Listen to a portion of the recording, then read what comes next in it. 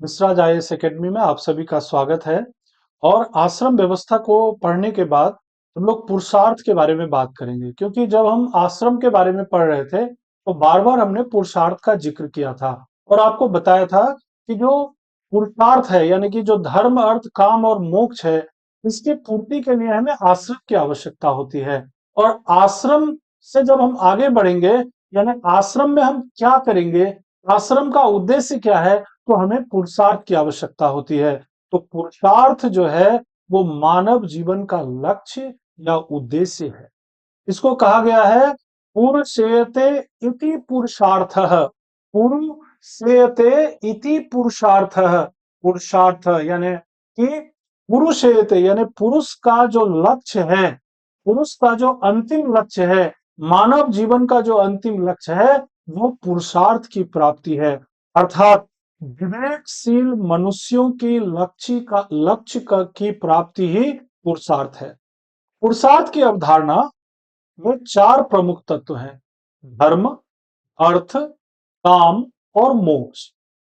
हम वेदों में, उपनिषदों में, मनुस्मृति में और भगवत गीता में, ये जो हमारे प्राचीन ग्रंथ हैं, इन सभी ग्रंथों में पुरुषार्थ का जिक्र मिलता है।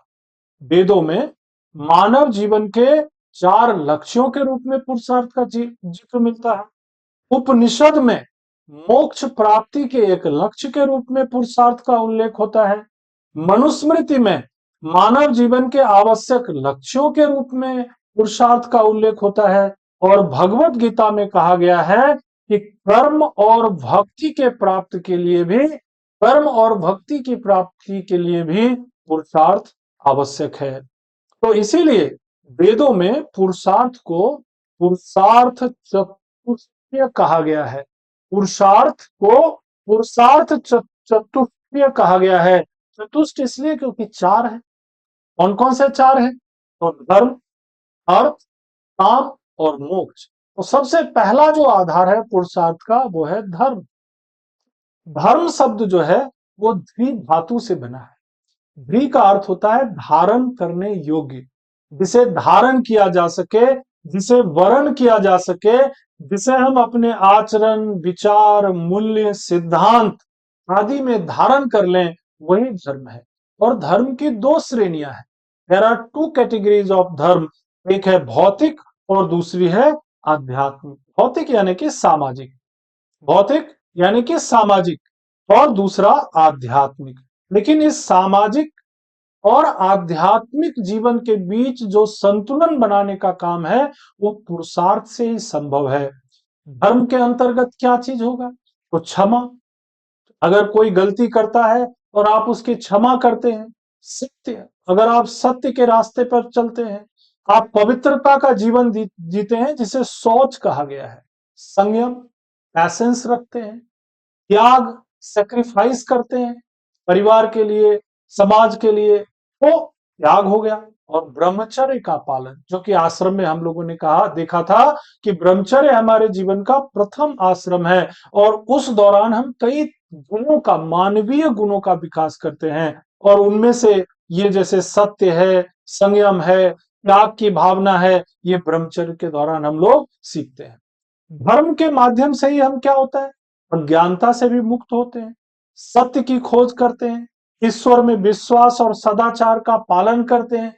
और अंत में हमें आंतरिक शांति यानी हमें इंटरनल पीस का एहसास होता है, आंतरिक शांति का एहसास होता है। धर्म के बाद जो दूसरा पुरुषार्थ है वो है हमारा अर्थ।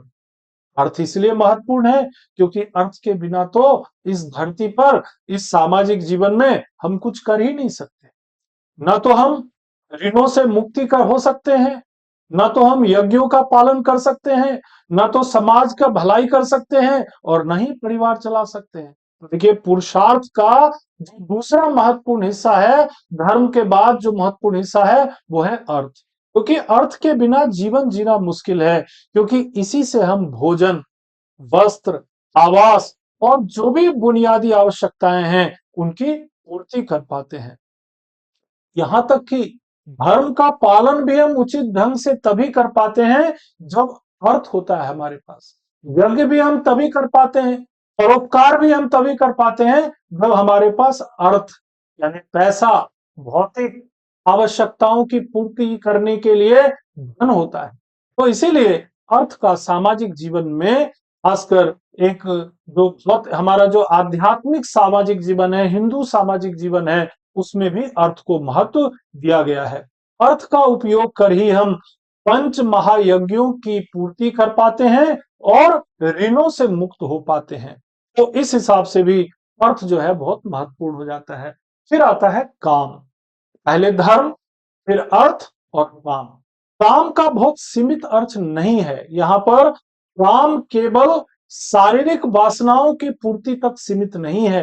यहाँ पर काम का अर्थ है कि अपनी इच्छाओं की पूर्ति करना, लेकिन उसके साथ साथ जो सौंदर्यात्मक चीजें हैं, जैसे बिल्डिंग का निर्माण करना, सड़क बनाना, है ना, और भी नए नए चीजों का निर्माण करना, कुछ मंदिर बनाना, और भी बहुत सारी चीजें हो सकती हैं जो समाज के लिए उपयोगी है, और आप उन चीजों को विकसित करने में, उन चीजों को निर्माण करने में योगदान कर दे रहे हैं, तो ये काम है।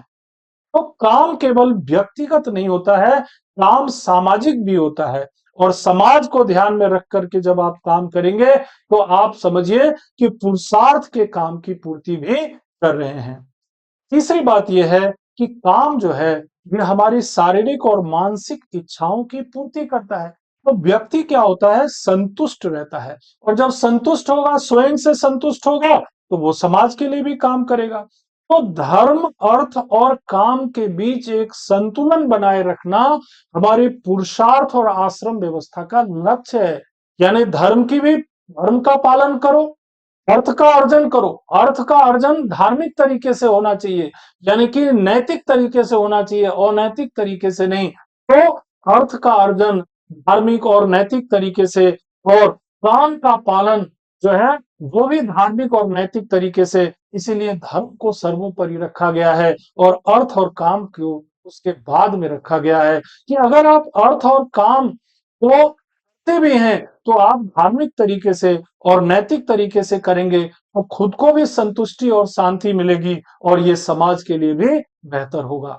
और जब धर्म, अर्थ और काम के बीच संतुलन होगा तो क्या मिलेगा?